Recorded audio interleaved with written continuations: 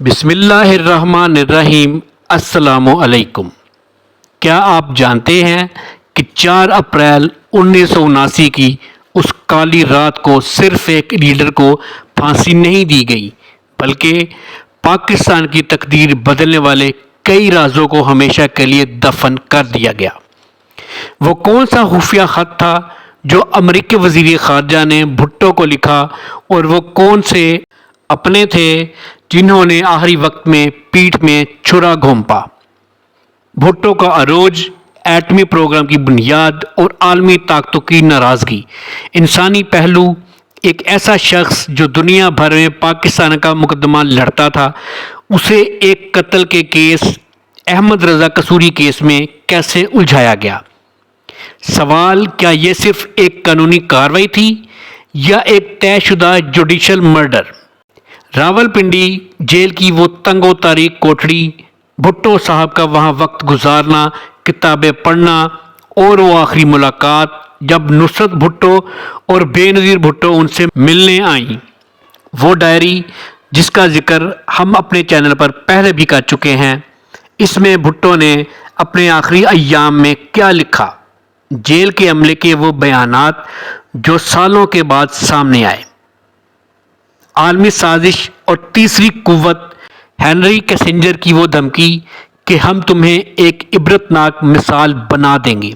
ایٹمی پروگرام کو روکنے کے لیے بھٹو کو راستے سے ہٹانا کیوں ضروری تھا؟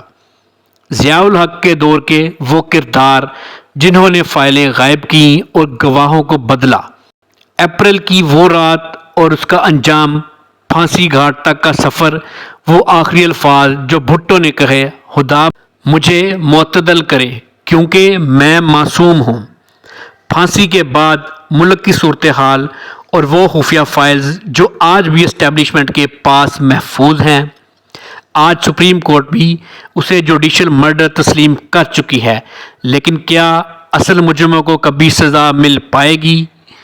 آپ کے خیال میں بھٹو کی پھانسی کے پیچھے سب سے بڑا ہاتھ کس کا تھا؟ ناظرین، اب پیش خدمت ہے ذوالفقار علی بھٹو کی اپنی فیملی سے آخری ملاقات کے چند ایک مناظر۔ راولپنڈی کی تپتی ہوئی دوپہر، جیل کے گیٹ پر ایک گاڑی آ کر رکتی ہے۔ اس میں بیگم نصرت بھٹو اور نوجوان بے نظیر بھٹو سوار ہیں۔ انہیں بتایا گیا تھا کہ یہ ایک معمولی ملاقات ہے، لیکن فضا میں پھیلی ہوئی سنگینی کچھ اور ہی کہانی سنا رہی تھی۔ جب وہ دونوں اس تنگ کوٹڑی کے سامنے پہنچیں تو سامنے کا منظر دیکھ کر ان کے قدم تھم گئے۔ پاکستان کا سب سے طاقتور انسان، جس کے ایک اشارے پر لاکھوں لوگ سڑکوں پر آ جاتے تھے، آج فرش پر بچھی ایک میلی سی چٹائی پر بیٹھا تھا۔ کمرے میں نہ کوئی کرسی تھی نہ میز۔ بھٹو کے الفاظ جذباتی مگر انداز بااعتماد تھا۔ انہوں نے بے نظیر بھٹو کو آواز دی، نصرت، پنکی، ادھر آؤ۔ دیکھو، انہوں نے میرا سب کچھ چھین لیا، لیکن یہ میرا حوصلہ نہیں چھین سکتے۔ میں نے انہیں کہہ دیا ہے کہ میں رحم کی اپیل نہیں کروں گا۔ میں ایک آمر کے سامنے جھک کر زندہ رہنے سے بہتر ایک لیڈر کی طرح پھانسی کے پھندے کو چومنا پسند کروں گا۔ بے نظیر بھٹو اپنے آنسو روکنے کی کوشش کر رہی تھی، لیکن ان کے ہاتھ کانپ رہے تھے۔ وہ اپنے باپ کو چھونا چاہتی تھیں، ان کے گلے لگنا چاہتی تھیں، لیکن درمیان میں لوہے کی سلاخیں حائل تھیں۔ جیلر نے بار بار گھڑی کی طرف دیکھ کر اشارہ کیا کہ وقت ختم ہو رہا ہے۔ بے نظیر بھٹو، میری بیٹی، یاد رکھنا، سیاست میرا خون ہے اور عوام میری طاقت۔ اگر مجھے کچھ ہو جائے تو مایوس مت ہونا۔ یہ لوگ مجھے مار سکتے ہیں، لیکن میرے نظریے کو نہیں۔ ایک دن آئے گا جب یہ ملک خود ان سے حساب مانگے گا۔ ملاقات ختم ہوئی۔ جیلر نے زبردستی انہیں وہاں سے ہٹایا۔ بے نظیر سلاخوں کو پکڑ کر چلاتی رہیں، لیکن بھٹو صاحب نے صرف ایک بار پیچھے مڑ کر دیکھا اور مسکرائے۔ وہ جانتے تھے کہ یہ آخری بار ہے۔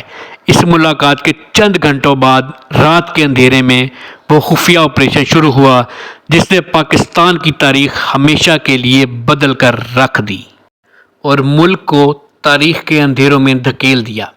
ناظرین، ویڈیو اچھی لگی ہو تو اس کو لائک کریں، چینل کو سبسکرائب کریں، اپنے دوستوں کے ساتھ شیئر کریں اور اپنا خیال رکھیں۔ اللہ حافظ۔